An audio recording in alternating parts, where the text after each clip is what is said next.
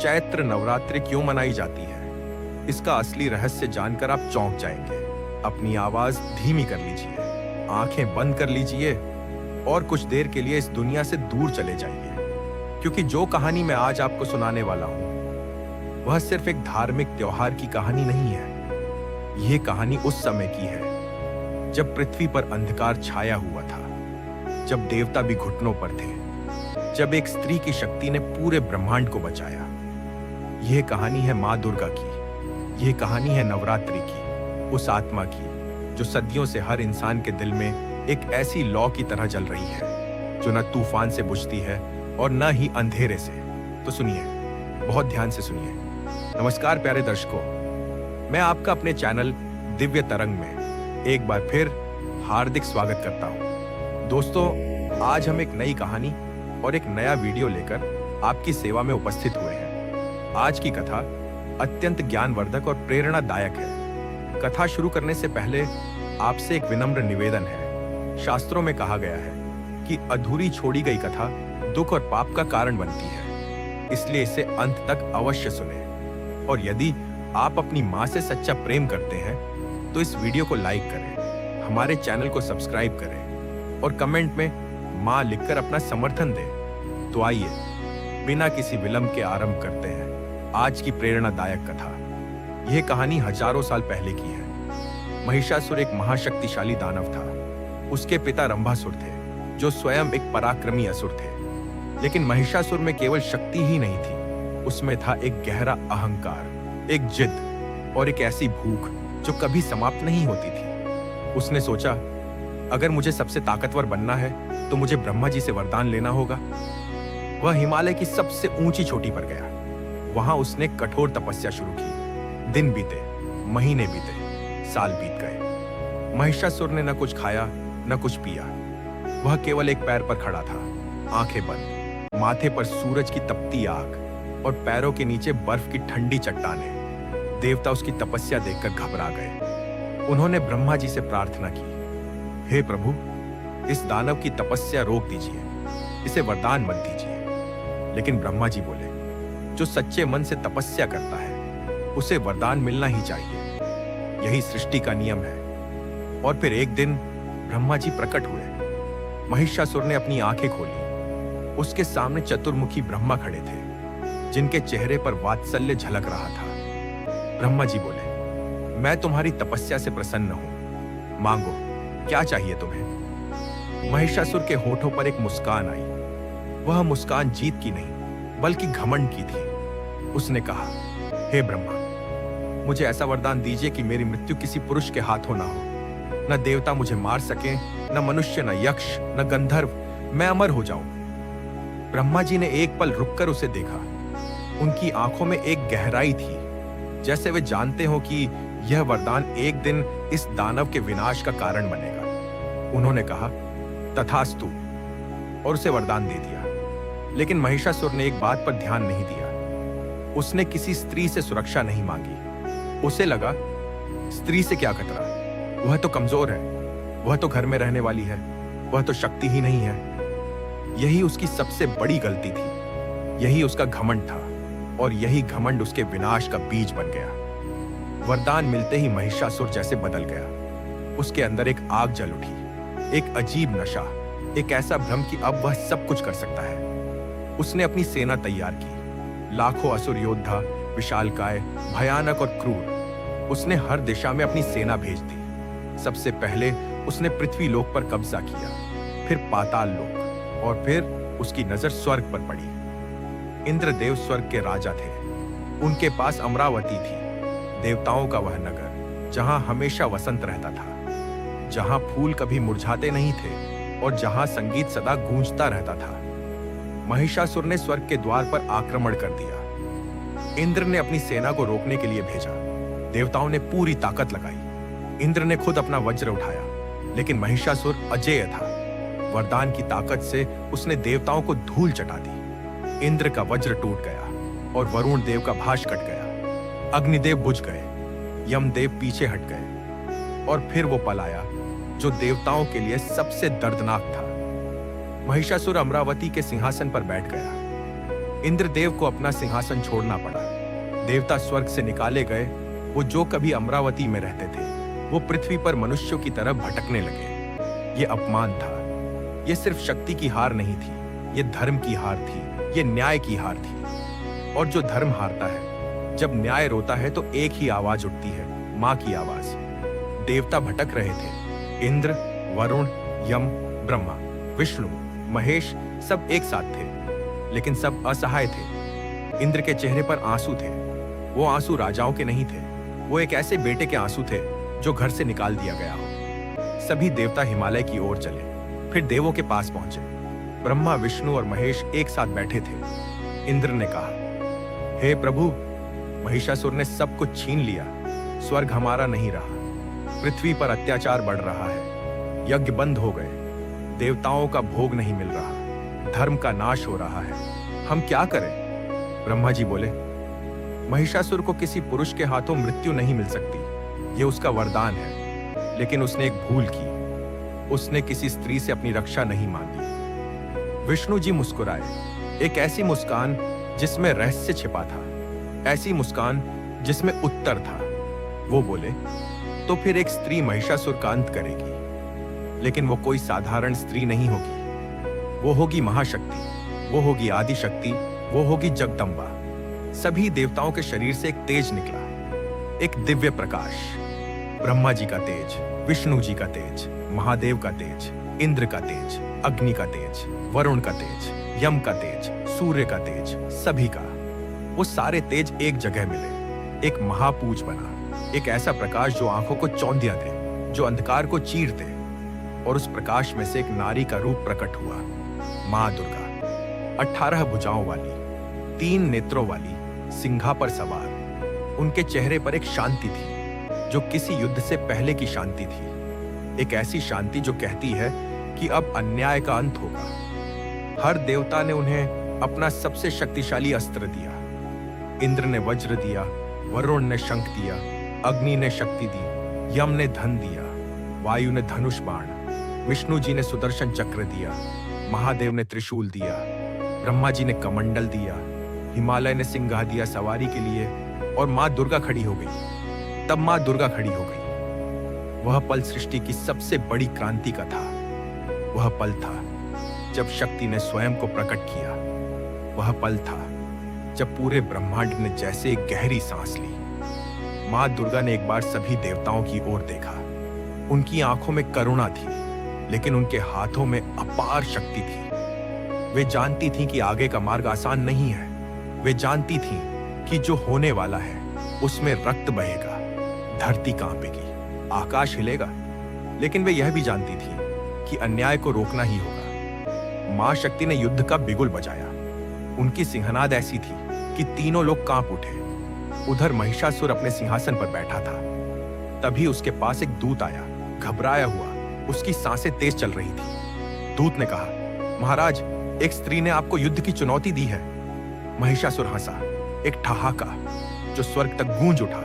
उसने कहा, एक स्त्री?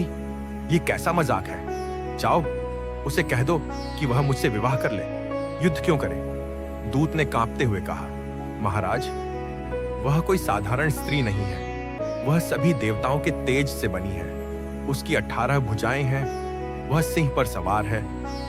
महिषासुर ने एक बार फिर हंसा, लेकिन इस बार उसकी हंसी में हल्की सी घबराहट भी थी।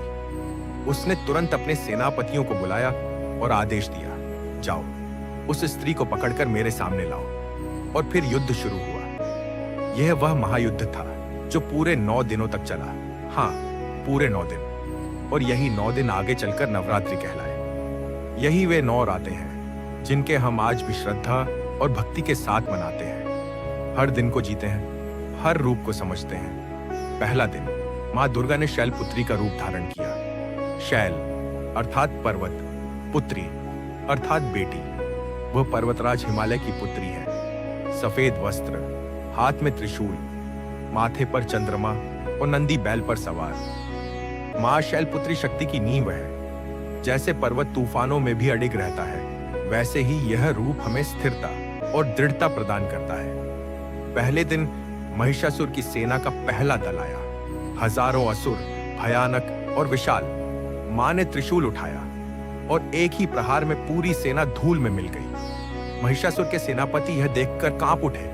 उनके पैरों तले जमीन खिसक गई। दूसरा दिन मां ने ब्रह्मचारिणी का रूप धारण किया। सफेद वस्त्र, हाथ में झपमाला और कमंडल।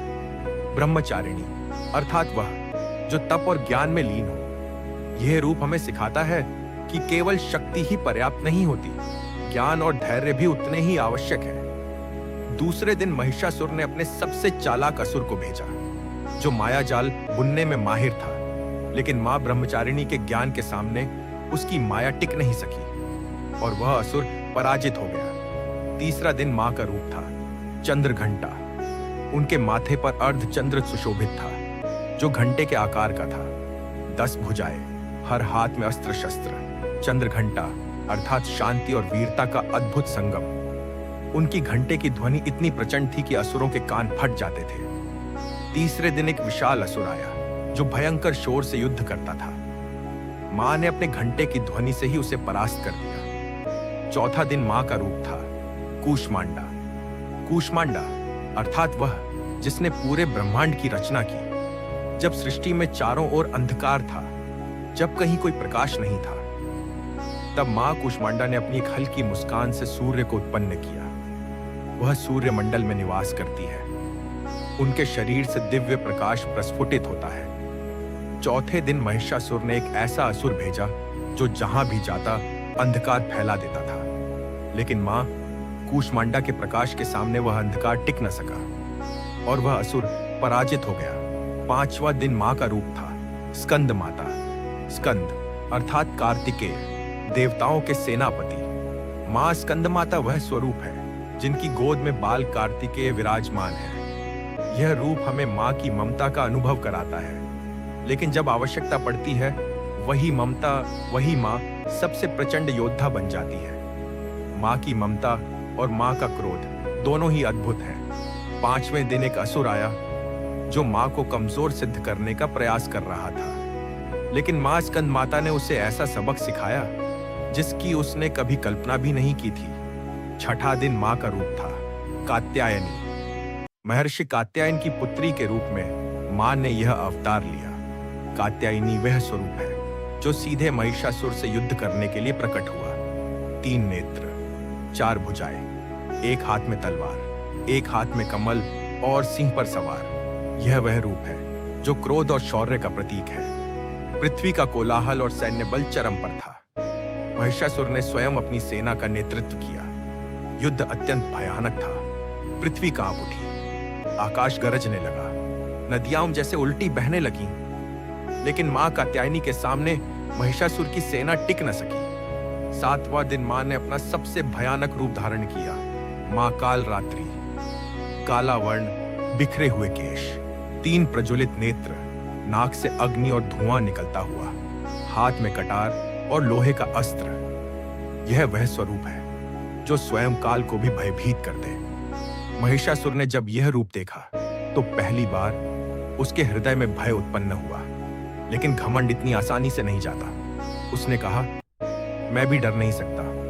परंतु मां कालरात्रि के सामने उसका साहस भी टूट गया। 8वां दिन मां ने महागौरी का रूप धारण किया। गौर वर्ण, सफेद वस्त्र और सफेद बैल की सवारी। यह रूप शांति, पवित्रता और क्षमा का प्रतीक है।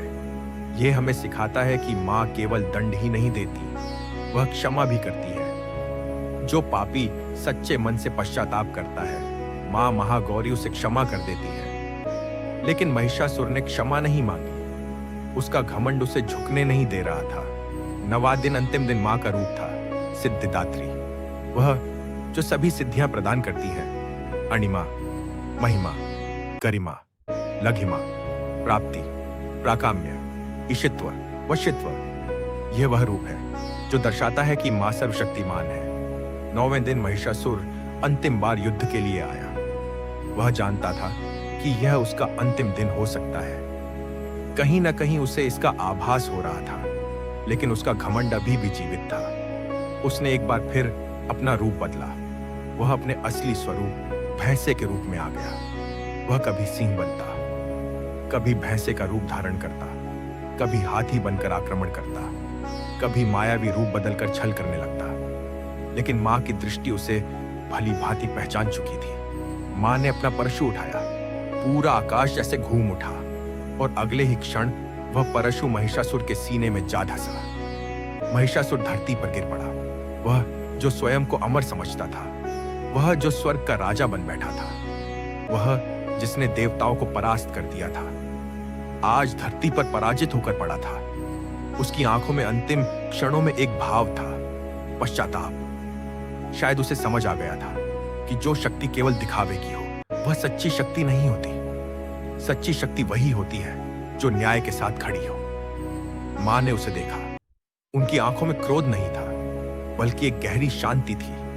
और इसी के साथ महिषासुर का अंत हो गया, अन्याय का अंत हो गया। जब महिषासुर गिरा तो तीनों लोकों में एक गहरी खामोशी छा गई, एक ऐसी खामोशी जो एक युग के अंत की गवाही दे रही थी। फिर धीरे धीरे एक आवाज उठी जो पूरे ब्रह्मांड में गूंजने लगी, और तभी देवताओं की एक साथ गूंजती हुई आवाज उठी, जय माता दी। स्वर्ग के द्वार पुनः खुल गए। इंद्रदेव वापस अमरावती लौट आए। देवता अपने अपने स्थानों पर स्थापित हो गए। पुनः यज्ञ आरंभ हुए। पृथ्वी पर धर्म की स्थापना हुई। फूलों की वर्षा होने लगी। देव दुंदुभियां बजने लगी और चारों ओर आनंद और संगीत गूंज उठा। यही उत्सव, यही आनंद, यही विजय आज भी हम नवरात्रि के रूप में मनाते हैं। 9 रातों का यह पावन पर्व उन्हीं 9 दिनों की स्मृति है जब मां दुर्गा ने महिषासुर का संहार कर धर्म की रक्षा की थी। लेकिन यहीं एक प्रश्न उठता है, नवरात्रि तो साल में 2 बार आती है, तो फिर चैत्र नवरात्रि ही विशेष क्यों है? यह प्रश्न जितना गहरा है, उसका उत्तर उससे भी अधिक गहन है। चैत्र अर्थात हिंदू पंचांग का पहला महीना। जब चैत्र शुक्ल प्रतिपदा आती है, तभी से हिंदू नववर्ष का प्रारंभ होता है। जरा एक पल के लिए सोचिए, जब हम किसी नए वर्ष की शुरुआत करते हैं तो क्या करते हैं? हम मां को स्मरण करते हैं, उनसे आशीर्वाद मांगते हैं, क्योंकि हर शुरुआत में मां का होना आवश्यक है। हर नई यात्रा में मां का आशीर्वाद होना जरूरी है। यही वह गहरा सत्य है जिसे हमारे पूर्वजों ने समझा था। लेकिन चैत्र नवरात्रि का एक और रहस्य है, एक ऐसा रहस्य जिसे बहुत कम लोग जानते हैं, और वह रहस्य जुड़ा है भगवान राम से। हाँ, भगवान राम। रामायण में वर्णित है कि जब रावण ने माता सीता का अपहरण किया, तब भगवान राम ने रावण से युद्ध करने से पहले एक महत्वपूर्ण कार्य किया। उन्होंने मां दुर्गा की आराधना की। चैत्र नवरात्रि के 9 दिनों तक भगवान राम ने पूर्ण श्रद्धा और भक्ति से मां दुर्गा की पूजा की। आशी अगस्त्य ने उन्हें यह उपदेश दिया था कि आदित्य हृदय स्तोत्र का पाठ करने से पूर्व मां दुर्गा का आशीर्वाद प्राप्त करें, तभी रावण पर विजय संभव होगी। भगवान राम ने पूरे 9 दिनों तक मां दुर्गा की उपासना की, और इसी कारण विजयदशमी नवरात्रि के बाद आती है। यह केवल एक धार्मिक कथा नहीं है, यह एक गहरा आध्यात्मिक सत्य है। मां की आराधना के बाद ही विजय प्राप्त होती है। मां का आशीर्वाद लिए बिना कोई भी युद्ध नहीं जीता जा सकता। यह केवल धर्म की बात नहीं, बल्कि जीवन का सिद्धांत है। जब भी हम किसी कठिन कार्य की शुरुआत करते हैं, हम मां को स्मरण करते हैं। यही चैत्र नवरात्रि का सबसे गहरा संदेश है। यह कहानी यहां समाप्त होती है, लेकिन मां की कथा कभी समाप्त नहीं होती। जब भी जीवन में अंधकार छा जाए, मां को याद करो। जब भी जीवन में महिषासुर जैसा संकट आए, मां की शरण में जाओ। और जब भी जीवन में वसंत आए, मां का आभार प्रकट करो, क्योंकि मां सदा थी, मां सदा है और मां सदा रहेगी। नवरात्रि की हार्दिक शुभकामनाएं। जय माता दी।